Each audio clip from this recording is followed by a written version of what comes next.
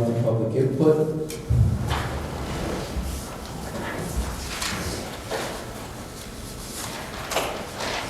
Mr. George Potanovic Jr.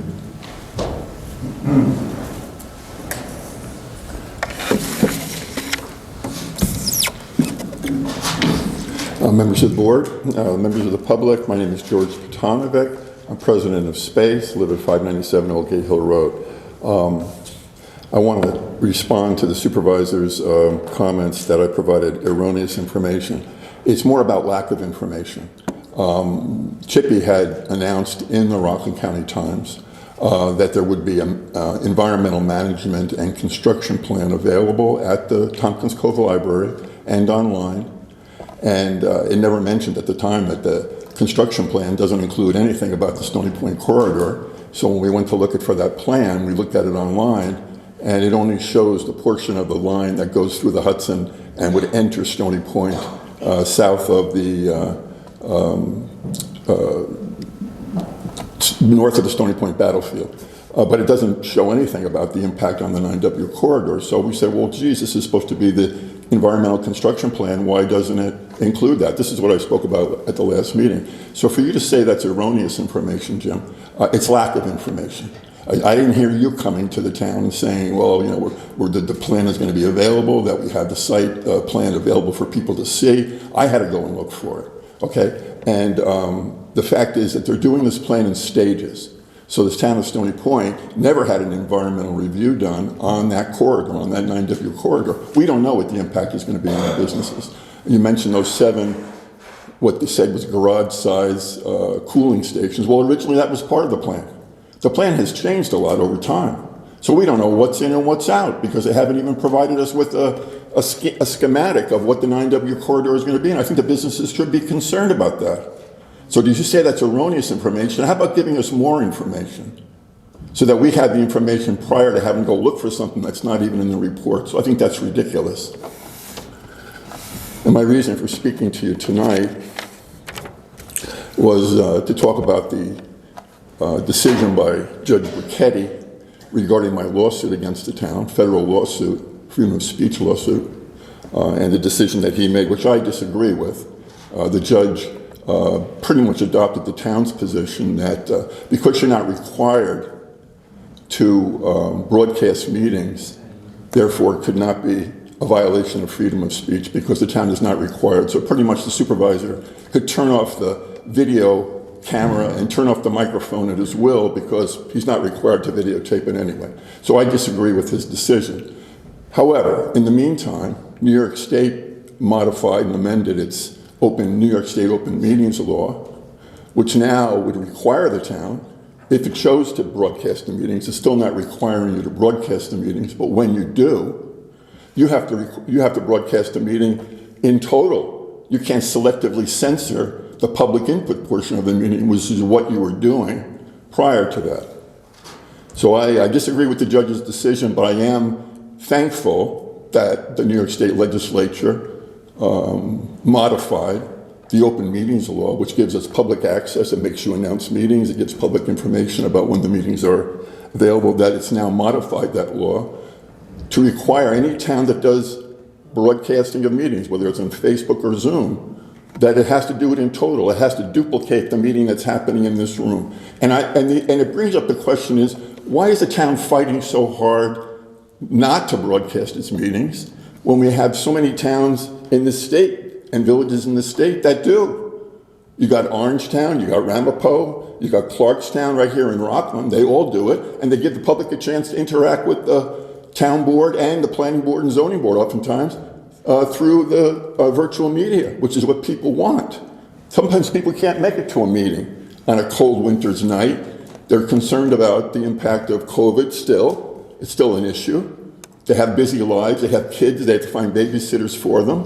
Why isn't the town making it more convenient for the public to participate? You gave an award tonight to the Eagle Scout in honor of honorable treatment of the flag. What do you think about what the flag means?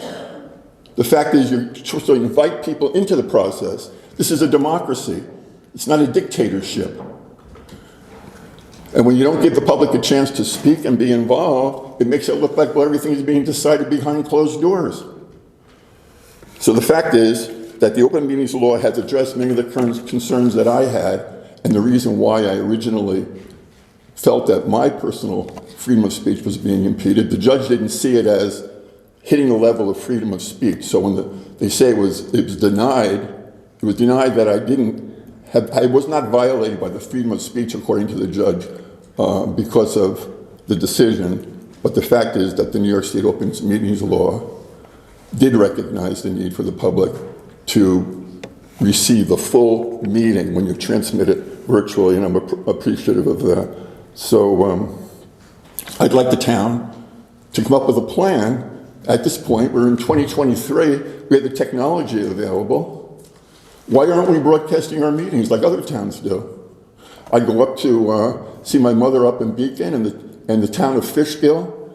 Our attorney is the attorney up there, it seems, because I see him on TV. Not the attorney there. I know you keep saying that. Well, I don't know. I saw you on TV up there at the meetings, okay? About a year and a half ago. Well, okay, a year and a half ago, so you certainly know how to do it the right way. Why don't you tell the town board here how to do it the right way? Because those meetings are videotaped, they're put on channel 22, people can watch them. It's open, they don't stop people from speaking at the podium. They do the planning board meetings, the zoning board meetings, all of it. Why not us? Thank you for your attention. Thank you. Supervisor. Hi everyone, my name is Ellie Kassner. I reside at 9 West Shore Drive in Tomkins, Cove, New York. I am here today to also speak about the potential of live streaming meetings. I understand that there is a dynamic in this room every single time that's based on personal histories and different interactions that you all have. Ultimately, while open meeting law does not require our meetings to be live streamed unless one of the town council members is calling in, it doesn't preclude us from doing it. It is a relatively inexpensive thing that could be set up for people in town to watch and interact with the information that happens at these meetings. There's a lot of reasons why people wouldn't be able to come. People being sick, elderly people that need to be cared for. We have one of the oldest age demographics towns in the county. Having young children. There are times that I would like to come. I have other hobbies too, but that I would like to come. I would like to hear what's going on, but I would also like to put my child to sleep, and then I could listen to both. I think that ultimately it could be a really good thing. I also think that regardless of the interactions and the histories of different people in this room, there's a certain expectation that at least from the town board side, when we're speaking in the public comment section, we shouldn't be singled out for what we say, nor should there be town council people laughing or saying things under their breath. I don't mean to call people out, but it's not the first time I've seen it. And that's unbecoming. It's not illegal, but it's unbecoming. And when you're elected for everyone, not just the people who voted for you or who you agree with. And I respect you all. I ran to try to work with you. I would love that opportunity one day. It's not a harsh thing, but I just think that this shouldn't just be dismissed out of hand as one person wants this. This could really be a good thing for the town at a relatively low cost, and I don't understand the impediment of why we wouldn't pursue the opportunity for more Stony Pointers to know what's going on. Thank you. Thank you, Ellie. And I have to say, Ellie is always so respectful. It was something I started. We were one of the first towns to do when the pandemic started, and it worked very well. But then you start to have problems. And I know our neighboring town, the town of Haverstraw, who's been a supervisor a long time, does not do videos or production. And I thought it was a good way. And then you had incidents. And And not just here in Stony Point. Unfortunately, you have people get up, make anti-Semitic comments. How would you like your children to be listening to this? Or you have people, you don't know what's going to come out of what they say. And the purpose was to address the board. I've had things that shocked me out of people who you would expect would have better character and know better. I remember, and if the town board, when somebody does that, like they've done here and in other towns, if we just sit there and we don't condemn the action, we're condoning it. In fact, this board, we had to do a resolution against the space. They put out a photo of people of a particular religion with no purpose. And to me, I believe it was just to incite. So these are the things, it's not as simple. But what we do is, we never have dictated, you say certain people. We welcome everybody to speak and listen. If you read it, it would sound like an individual was speaking and we pulled the plug. It's not what happened. We made a decision, made that decision based on incidents and what takes place.